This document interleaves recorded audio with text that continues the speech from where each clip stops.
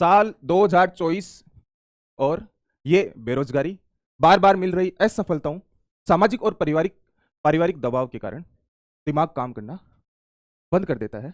Sir समझ में नहीं आता किस भर्ती की तैयारी करूं, किस भर्ती को छोड़ूं, किस तरह से पढूं। सामने कई सारी भर्तियां दिखाई दे रही है, लेकिन इनमें से किस भर्ती के बारे में मैं अध्ययन करूं, कौन सी एग्जाम दूं, पढ़ाई नहीं हो रही है, टारगेट नहीं बन पा रहा है। आपके सामने जो भर्तियां दिख रही है, तस्वीर धुंधली दिखाई दे रही है। इस धुंधली तस्वीर को साफ करने का प्रयास आज हम करेंगे।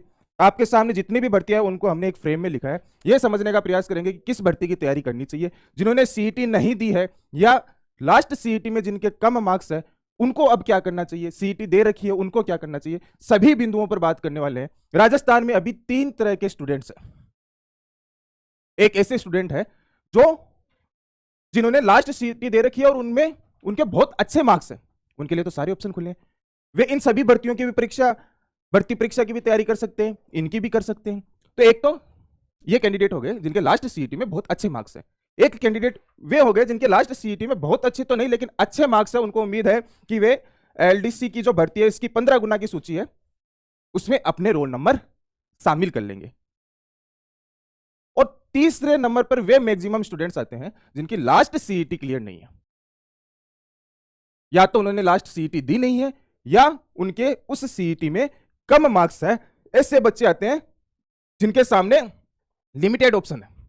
अच्छा, इस फ्रेम में हमने उन्हीं एग्जाम्स को शामिल किया है जो कॉमन एग्जाम है, जो कैलेंडर जारी है उसमें कंप्यूटर अनुदेशक भर्ती को छोड़कर, क्योंकि उसमें कंप्यूटर रिलेटेड योग्यता चाहिए, उसके अलावा सभी भर्तियों को वैसे इसमें शामिल किया है। तो 3 तरह के कैंडिडेट हैं। सबसे पहले हम उनकी बात करते हैं जिन्होंने लास्ट सीईटी नहीं दी थी, और या फिर ये कहें जिनके लास्ट सीईटी में कम मार्क्स थे, वो एलडीसी के 15 गुना सूची में शामिल नहीं हो पा रहे।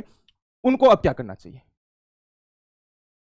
तो नॉन सीईटी एग्जाम्स में आप देखेंगे तो आपके पास में ये 3 एग्जाम अभी वर्तमान कैलेंडर में दिखाई दे रही है जो नॉन सीईटी एग्जाम है। सबसे पहले एग्जाम में तो आपको आंगनबाड़ी कार्यकर्ता के तौर पर 10 साल का अनुभव चाहिए। तो इसे तो आप, ये तो कुछ विशेष लोगों के लिए ही है, इसको तो आप हटा दो। फिर आपके पास में बचती है पशु परिचर, शीघ्र लिपिक भर्ती या स्टेनोग्राफर भर्ती।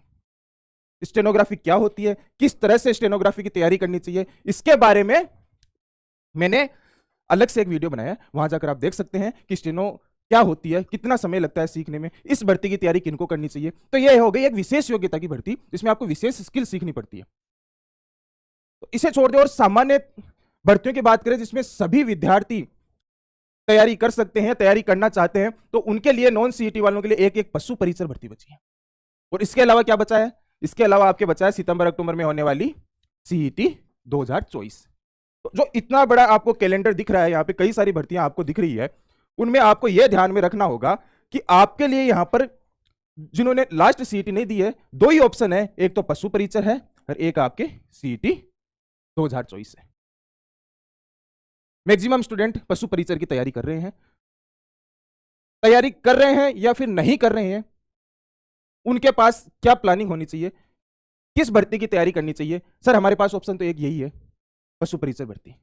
लेकिन आप फिर से यह गलती मत करो, सीईटी को आप हल्के में मत लो। सीईटी की वजह से ही आपके पास इतने सारे ऑप्शन थे, वो सभी ऑप्शन खत्म हो गए हैं। आगे आने वाले भविष्य में भी अगर आपने इसको लापरवाही से लिया तो आपका परिणाम यही होगा जिससे आप अभी गुजर रहे हैं, इन भर्तियों से वंचित रह रहे हैं। तो आपको पशु परिचर की तैयारी तो करनी है, साथ में आपको सीईटी 2024 पे भी ध्यान देना है।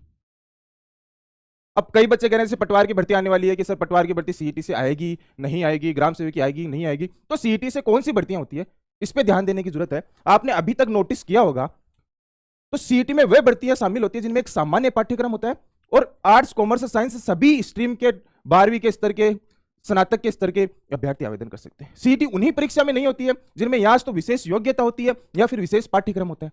जैसे सूचना सहायक भर्ती हो गई, संगणक हो गई, अभी जैसे कंप्यूटर अनुदेशक की भर्ती आ गई, स्टेनोग्राफी होगी जिसमें एक अलग से स्किल चाहिए। तो ऐसी भर्तियां, ऐसी विशेष पाठ्यक्रम की विशेष योग्यता की भर्तियों के लिए सीईटी आवश्यक नहीं होती। क्या पटवारी में ऐसी योग्यता है क्या?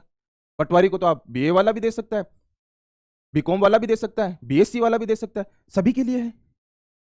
तो अगर ऐसी भर्तियों को ही अलग से करवाएंगे तो फिर सीईटी 2024 का क्या औचित्य रहा, ये हमें हमारे कॉमन सेंस से समझने की जरूरत है। तो कई लोग बात करते हैं सर पटवार सीईटी में शामिल होगी कि नहीं होगी, तो यहां से आप समझ सकते हैं कि सीईटी का क्या उद्देश्य रहा।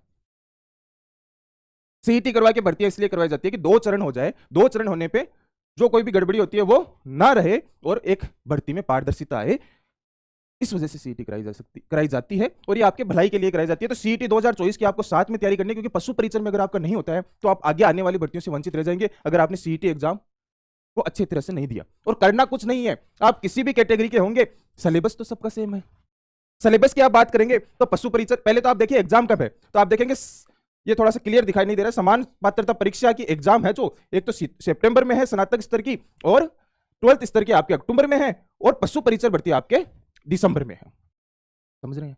सितंबर अक्टूबर में आपके सीईटी हो जाएगी और दिसंबर में आपके पशु परिचर की भर्ती। अब सिलेबस पर बात कर लेते हैं। तो सिलेबस अगर आप देखेंगे तो जो पशु परिचर का सिलेबस, उसमें 150 में से 105% या फिर कहीं 105 अंक किसके हैं?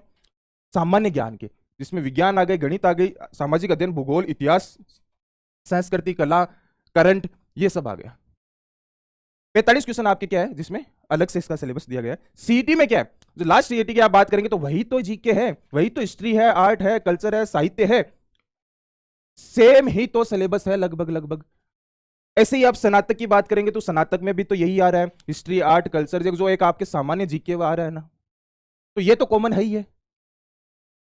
तो पशु परिचर की तैयारी कर रहे हैं या नहीं कर रहे हैं? अभी जितने भी बच्चे जिनके पास में ये एलडीसी वाला ऑप्शन नहीं है, उनको अभी सीईटी 2024 पे ध्यान देना चाहिए। यहीं से आगामी भर्तियों के मार्ग खुलेंगे। तो सीईटी को आपको सीरियसली लेना है। 12th लेवल की हो, वो चाहे ग्रेजुएशन लेवल की हो, सबका सिलेबस सेम ही है। तो जो कॉमन टॉपिक है उनको पढ़ना है। पशु परिचर की तैयारी करने वालों को भी ये कॉमन टॉपिक तो पढ़ना ही पढ़ना है। उसके बाद में भी आपको समय मिलेगा, सितंबर अक्टूबर बाद में लगभग 2 महीने का समय मिलेगा, उस पर आप इस पे विशेष ध्यान दे सकते हैं। लेकिन अभी आपको जो कॉमन टॉपिक है उनको सीरियसली लेना होगा, सीईटी को सीरियसली लेना होगा। तो सीईटी पशु परिचर वालों के लिए भी इंपॉर्टेंट है। जो नहीं कर रहे पशु परिचर की तैयारी उनको तो करनी ही है।